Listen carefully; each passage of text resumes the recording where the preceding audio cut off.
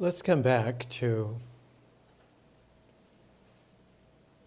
our consideration becoming a reconsideration, becoming a triple consideration.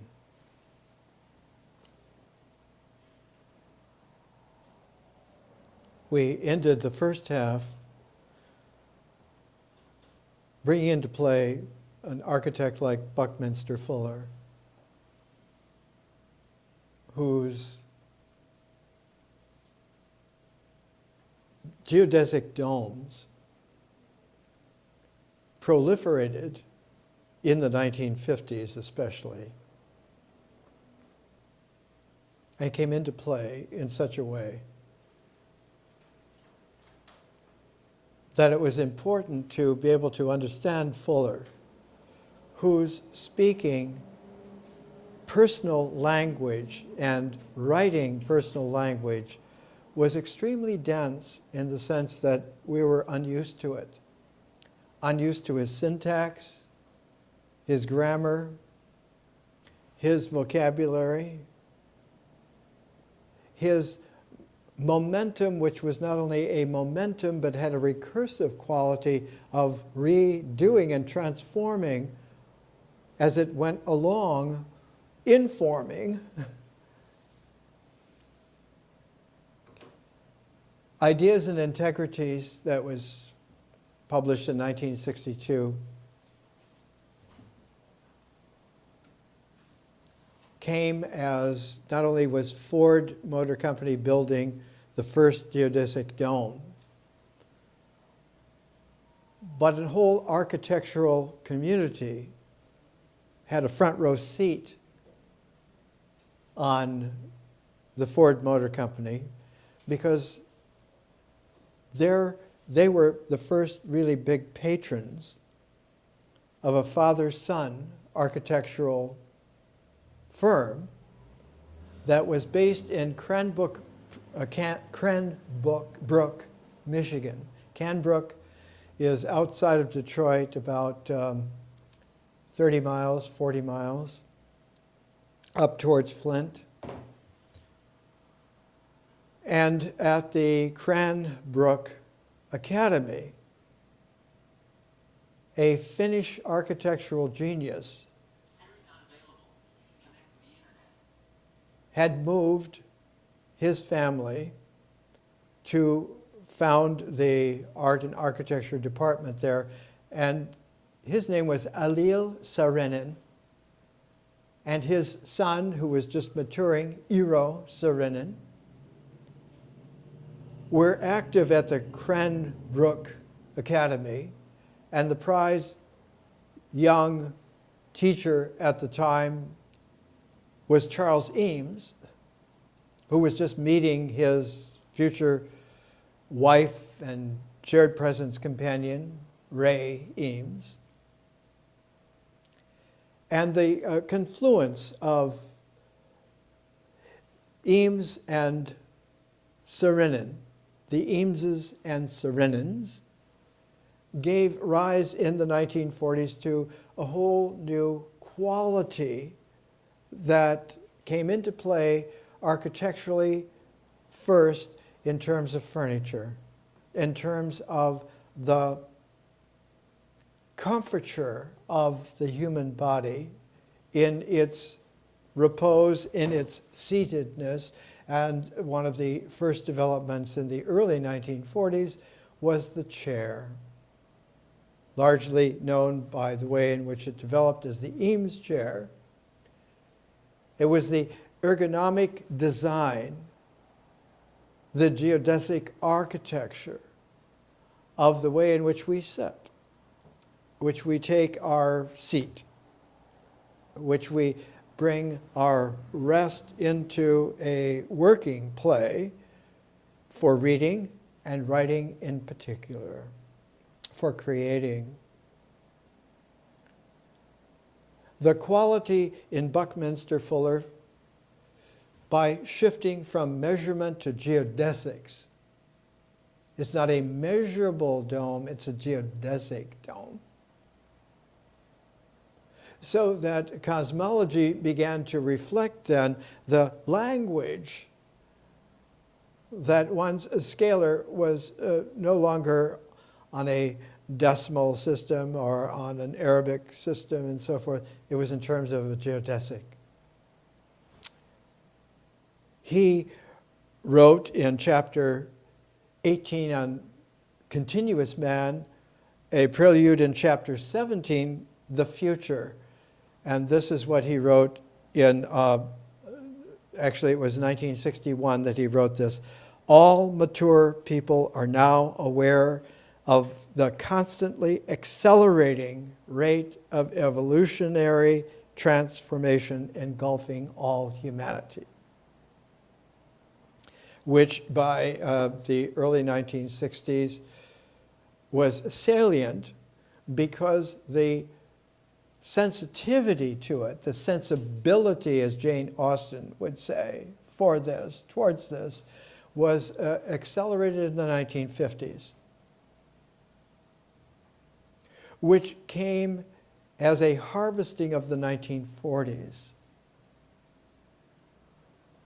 All of this was a part of a large series of waves of preparatory realizations leading to a culmination at the beginning of the 1990s, 1991 to be specific, of a new carrier wave, a whole new way of giving a time form to civilization on this planet in this star system, such that the door leading out of one's home would lead to interstellar space, which is upon us not only in interstellar space, but in the forerunning preludes is already beyond even intergalactic space. As we prepare to record Voyagers entering into interstellar space, we are actually building telescopes, instruments, technological access to a visionary field that includes not just the universe, but a cosmos of many dimensions, specifically of 11 dimensions, where the 4 dimensions of natural cycle, the Rupayana in ancient Sanskrit, and the Arupayana, the unnameable but spiritual dimensions of consciousness, those 8, that noble quality of the noble truths being put into practice with the 8-fold plan, 8-fold process, that then gives rise to a 12 quality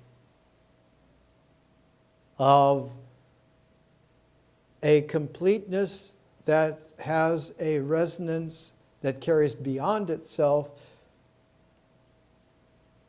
into a differential infinity. So that that 5th dimension of a visionary field becomes recognizable as an infinite field, and is coextensive, shares presence with the natural field, which has a zeroness in terms of calibration, but a zeroness that has a symmetry where the positives and the negatives have symmetricality around the horizon of zeroness, which is not just a line, but one can graph it, one can give it electronic measurement as the frequency of energy in terms of a sine wave of various intensities, around a median horizon that is not drawn, but is there because one understands that the symmetry is symmetrical around this horizon, and that by realizing that there is a positive and negative, an above the horizon, a below the horizon, that has a symmetricality,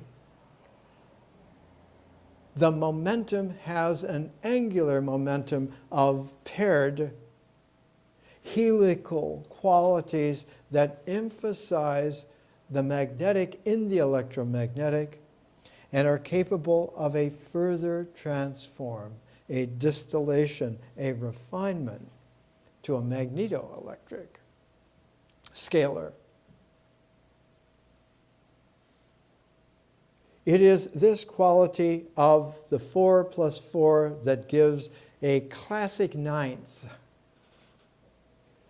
One of the most salient documents made in world civilization was the collection of the transcript of presentations given by Plotinus in his famous villa in Rome, teaching not just to a number of interested persons, but including the Emperor Aurelius and his wife.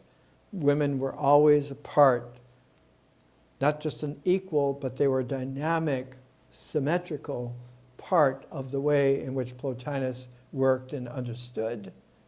And his transcripts were edited into a series of Aeneads, 9 presentations as a group, and then 6 groups. So that those 6 times 9, those 54 treatises of Plotinus actually are a hexagon, which is a very stable structure. It is a stable geodesic of not just a circularity, but of a sphere.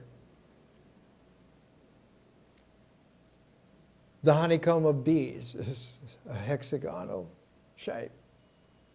The I Ching has hexagram shape of a pair of trigrams. So that the triplicality, when shared, gives this 6-part structure to a 9-phase differential set. And that 9th dimension is very famous in an esoteric Alexandrian writing from about the 90s AD, the Hermetica, one that was lost for about 1700 years, conveniently lost. Its title is The 8th Reveals the 9th. And salient in that, translated, one finds attentively that the 8th reveals the 9th comes to a discovery towards its culmination, not the end, but the culmination of the penetrative dynamic of a time dimension being not only differentially conscious, but kaleidoscopically conscious as well.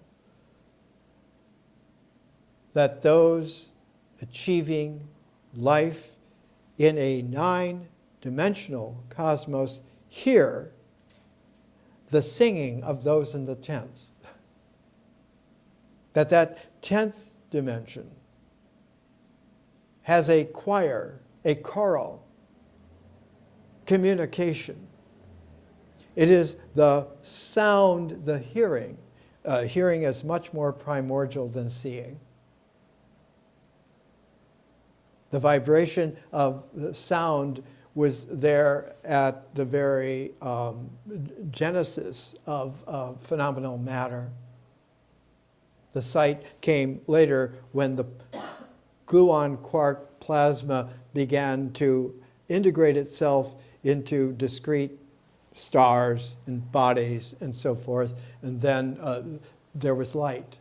then there were photons carrying the electromagnetic energy. But hearing was there primordially. A sound so deep that when it was first detected in 1966, it was thought to be some kind of imposition, some kind of an accident. It is the sound that is there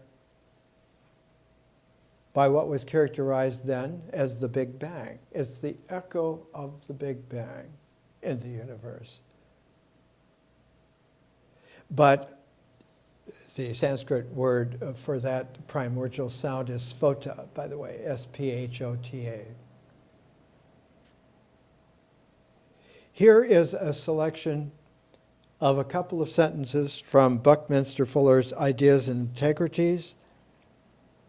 The resultants of forces of all these net frustrated molecular actions are angularly outward of the balloon's geometrical center. Each surface molecule of the interior group of pressurized gas has a vectorial action and reaction pattern identically to a spherical chord. The chord is an index of sound, primordially. When you sound all of the notes in a scalar, that's a chord. A meeting together on a really deep level is not just a meeting, but it's an accord. This, as we talked about just before the break, Buckminster Fuller called tensegrity. It is not only the push outward, it is the pull of going inward that are balanced in a geodesic structure, like a geodesic sphere. The tension is distributed around the entire sphere so that whatever is impressing pressure-wise on it is symmetrical to the tension, strength, pressing out, and one has this equilibrium, not just in a sphere, but in, say, a dome, which is a conic section of a sphere. One of the great advances in math in Alexandria about the time of Plotinus was that light was understood intuitively to have a cone, not just a dissipative cone, but a differential movement of a cone, and one could take cross sections, conic sections of that cone, and do a whole new style of differential geometry. Available for the first time because one had made the step to a trigonometry. That one could understand that the momentum, the movement of a line is not just a line, but that it may have a beginning, but it has a direction, like that arrow of time, which is not a line, it's not a linearity, but it's a vector. And that vectors, when they're brought into pairedness, create the ability, centuries, almost millennia later, to develop a mathematics of a tensor, which is what Einstein used. And that now one can be able to understand that when Buckminster Fuller uses the term tensegrity, he's using a very sophisticated understanding of a double transform of structure. And in fact, about the same time that Fuller was coming up with tensegrity, the architect Frank Lloyd Wright was coming up with tenuity. And just as Fuller came up with the continuous, Frank Lloyd Wright came up with continuity. For Wright, the experience of an architecture is to explore its continuity and to understand its tenuity. That the structure is not just integral, but it is also differentially conscious at the same time, so that you have what one might clumsily call in the 1920s as a super tensegrity, a super geodesic. Frank Lloyd Wright simply called it organic. It's an organic architecture. One of the great examples of Wright's continuity and tenuity is the Marin County Civic Center in California, north of San Francisco. Completed after his death, and he lived to be in the early 90s. If you just look at the building, if you take a photo or photos of the building, if you stand in the building, it has kind of an odd tone to it, kind of like a cartoonish future, semi-science fictional doodaddy quality. But when you walk through it, the pace of walking, the human pace of walking with a purpose, about 2 miles an hour, the entire continuity and tenuity of the Marin County Civic Center comes into play. And one gets Wright called architecture frozen music. You get the full choir of the sight become the sound of the structure. And the entire architecture comes alive with you, with your walking, with your pacing, with your time calibration of movement. And this is the pace of history. That history has a tensegrity and a tenuity, which becomes analytical, not only recursively in an aesthetic, but in the development and advancement of a science. Because science moves by the exploration of the way in which that new theoria from the field of vision, constellated by the artists of prismatic, six-dimensional conscious time-space, put into a historical seventh dimension, naturally, supernaturally, in the same kind of double chirality, becomes an eight-dimensional scientific phase of civilization anywhere in the universe, but specifically as the gateway anywhere in the universe to a ninth dimension of wonderment. That in that 10th hyperspace dimensionality, interstellar civilizations have their life being in movement. Sourced not in the past alone, but in the future as well, because the future of a 10th dimensional hyperspace cosmic universe is an 11th dimension of fertility to the zero field. Mother Nature, spontaneously, continuously, in tenuity, gives birth on the level where the existential and the organic are real. This quality comes into play because a third time form registry to the carrier wave and the reference wave is like an overtone to music. like the reference wave is the undertone, the overtone is the prismatic person in kaleidoscopic historical dimension creating, which will be that quality that we come to recognize then as a kind of a pilot wave. That word was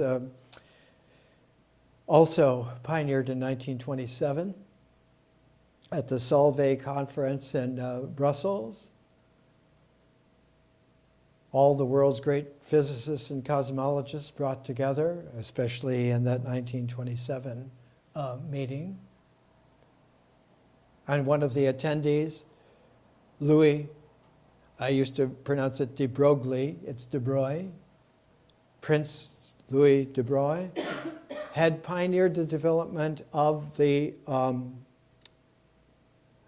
expanded idea of the pilot wave, of taking the phenomenon of the soliton in physics, a wave that does not diminish, that does not lose its energy, because its energy carries in the time sense. And that carrier wave and that reference wave that is similar to it has a third wave that makes a patterning of the two into the momentum, the angular momentum of the carrier wave and the reference wave, and that is the pilot wave persons. When we are teaching here, the graphing of the frequency of that horizontal S-shaped curve of the way in which a time frequency energy of civilization, a time form of civilization, occurs. The first movement is from the horizon, the zero horizon, the invisible horizon of time's momentum into the angular momentum of its development, is to explore below the horizon and to find a trough, as one would describe it, in terms of graphing that energy frequency. And that trough has an exploration of the limits of the possibilities of that particular frequency. Greater frequency, deeper trough. Which has a turning point. Actually, the Greek term for that in very high Dharma philosophy is metanoia. One finds it originally in Pythagoras. One finds it characteristically used brilliantly by Plato. There is a turning point in structure where the ascent begins to achieve its symmetrical balance with the plummet descent into that quality of the energy frequency, and having found that it curves then in its complement back up.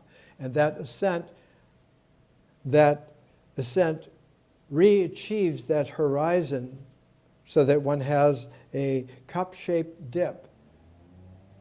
And the point of the carrier wave is revisiting that horizon equilibrium, but with the experience of the trough, as it were, and that midpoint is the millennium.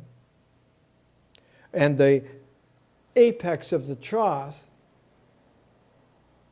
is what anciently at that time, when it was first achieved consciously, it was called the via negativa.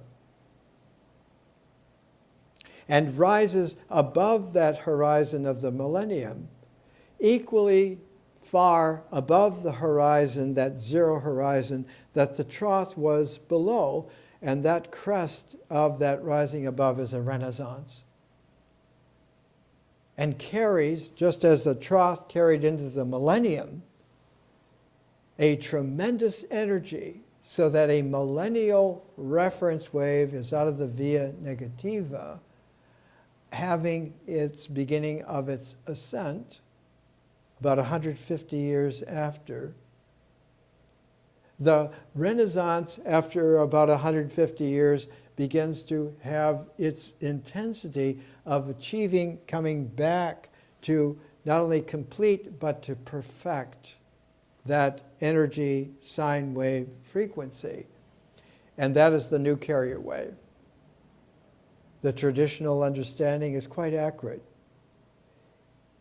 It takes about a 500-year cycle. In ancient times, it was called the Phoenix cycle. For each of those quarters in time to occur in civilization, so that the two quarters between the carrier wave and the millennium are 1,000 years. Like between the millennium and the next carrier wave, a second 1,000 years. So that a carrier wave is a double millennium, and in Greek it's called an aeon. We've talked about this. What's interesting to us is the way in which a carrier wave will have a deep ingrained memory, not only of its reference wave, but will have what could be called a lurking quality of suspicion that there's something more of the previous reference wave. Our reference wave comes from the Renaissance about 1500, from the reference wave about 1650 after that. But the millennial reference wave comes from the Via Negativa of about 500 AD, and its reference wave, the millennial reference wave, is about 650 AD. And when one looks at the tremendous impress of the Via Negativa, one comes up with a triad of conspicuous related prongs that make a kind of a pitchfork, if you will, of the goad of the way in which that energy form finds its nadir, if you like, finds its, not its lowest part, but its most invisible aspect, its most hidden aspect. And it isn't just that it's hidden so much as that it's completely unexpected from norms, from traditions, from customs. And the understanding of 500 AD goes back to the last time that there was a Via Negativa, which is about 1500 BC. And in 1500 BC, one of the most conspicuous figures, as we talked about a couple of weeks ago, a couple of presentations ago, was that there was a female pharaoh in Egypt, Hatshepsut. This was her skeleton that was found in infrared about a dozen years ago. At the same time as Hatshepsut was the female pharaoh, the Rig Veda was being written in India, and you had the enormous difference. 150 years after the development of Hatshepsut came the Amarna couple of Nefertiti and her husband Akhenaten, and they became the protagonists of a one God that subsumed all of the gods of the whole mythological pantheon, and concurrent with the development of Akhenaten and Nefertiti is Moses, about 1350 BC. So that one has an enormous energy. In 500 AD, one had not only Dionysius the Areopagite that we have talked about, but you had the developments in the Dionysius the Areopagite was from the far west. In Rome, it was Boethius. And in India, it was the development of Bodhidharma, who began, in all of these cases, to make a transform of the way in which Western history, in which Asian history, in which the ancient history was being recalibrated. And along with Bodhidharma and Boethius, not just Dionysius the Areopagite, but King Arthur in Britain. And next week we'll go into the very high Dharma understanding that in the Arthurian presentation is one of the great tragic keys to the meaning of that via negativa that was not discovered until about 150 years after the millennium, was not recognized until then, because it had a time lag in it. And that was that the great symbol of the Arthurian integral was the round table. And the misunderstanding of the round table is still proliferating today. 12 seats at the round table and books like that. There was a 13th chair at the round table that was always left empty. It was called the seat of danger. En français, the siege perilous. It traces itself back to the realization that there is a seat in traditional synagogues that is left vacant, is left open, and that is the chair of Elijah. For Elijah did not die. He was taken and he will return again. Just as King Arthur has not died dead, but is at the once and future king, the past and the future. More of this next week.